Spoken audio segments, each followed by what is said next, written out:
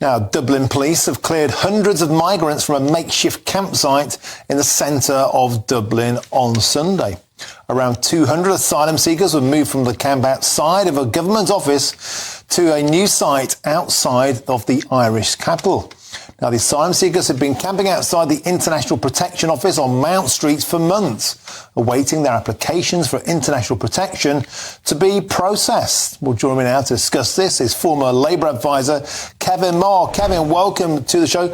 Astonishing scenes. It looked like a sort of social cleansing. Bulldozers taking these tents, putting them into the back of garbage trucks, moving these men, ferrying them out of town on coaches 20 kilometres away, so they didn't spoil the St Patrick's Day parade pictures. But now they're all traipsing back into Dublin, Kevin, and worse, the world's media is watching. What the hell is going on?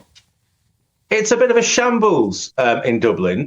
There are several things going on. I mean, what happened over the weekend, and I saw footage of this, somebody walked along the whole length of this kind of, we would have called these cardboard cities, I guess, in the 80s. But the kind of these pop-up tents that people have got. One after the other, after the other, after the other. A lot of them asylum seekers that are in Ireland. The Irish government doesn't have the capacity to deal with the numbers of migrants that it's getting, and rather than do something about the supply that it's getting, it just keeps letting these people come in and doesn't have anywhere to put them. And it's causing a major problem in Irish society. We've seen lots of disturbances, lots of protests, some buildings being burnt that were earmarked to put asylum seekers in. Now, this is a very febrile situation in Ireland, and it stems from the fact, two things. One, that the housing market in Ireland is completely out of control. So over the last decade, for example, wages have grown about 27%. House prices have grown about 75% and rents 90%. It's a really difficult situation. And it reflects actually the strength of the Irish economy. The Irish economy is booming, but supply and demand in the housing market isn't kept pace. And the government's frankly asleep on the watch and not doing very much about it. And it also reflects what's happening is that Ireland's political elite and some of its media elite as well are quite happy to allow this situation to continue, to sort of burnish their liberal credentials, because some of the leading lights in the Irish government, frankly, have got their eyes on big international jobs. So they're out there writing checks that then the Irish people are expected to pay. And it's this massive disconnect between the political elite at the top of this current government, which is led by the two old parties of Irish politics, Fine Gael and Fianna Fáil.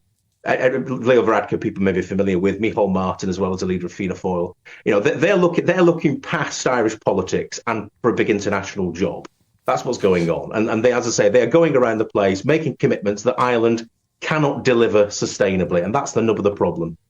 And meanwhile, Kevin, anybody who objects is called far-right or racist. There have been large-scale protests in and around Dublin and nationwide about this fact. We've seen outbreaks of violence, of course, in Dublin. We saw police cars set fire to after that multiple stabbing a few months ago. See those pictures on our screen now.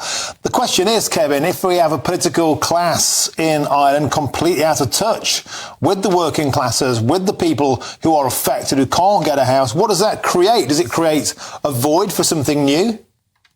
It does. I mean, it's very interesting to look at the opinion polls in Irish politics, which for the last 4 years has had Sinn Féin top the pops. They won the actual popular vote in the last general election in February 2020, and it's very likely there's got to be an Irish general election in the course of the next year, a bit like we have, of course, in Britain. It's very likely that Sinn Féin features as part of that next government because they've got radical proposals on housing. It's not really anything to do with any other issue that Sinn Féin may be familiar to voters about. It's really about housing. It's way past a problem for the Irish working class. It's a problem for the Irish middle class. It's a problem for the Irish professional class. Everybody is feeling this problem. And the bizarre thing is that the Irish government, knowing that it's got this problem, could do something about it. The Irish public finances are in rude health at the moment, so much so that the talk in Dublin is of Ireland creating a sovereign wealth fund. It's got so much money from corporation tax receipts, it doesn't know what to do with it. So it could fix this problem very easily. But the trouble is, Fianna Fáil, Fine Gael, the two old corrupt parties of Irish politics, are sustained by the class of people that have got all these houses that are renting them out and making an absolute fortune. So there is no interest to address this problem. But at the same time, you're right. There is no Irish far right in effect. There are some right wing people, clearly. But when I look at these protests outside centres that have been designated to dump 50 asylum seekers in next to a children's nursery or whatever, no thought gone into it whatsoever.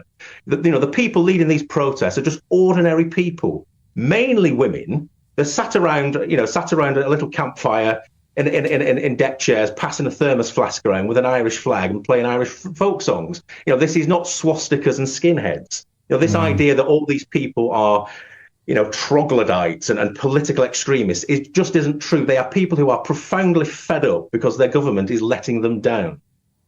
Superb stuff. Kevin Moore, breath of fresh air, former Labour advisor and an expert on the geopolitical scene in Ireland. It's always a pleasure to have you on the show. Thank you very much for joining us today.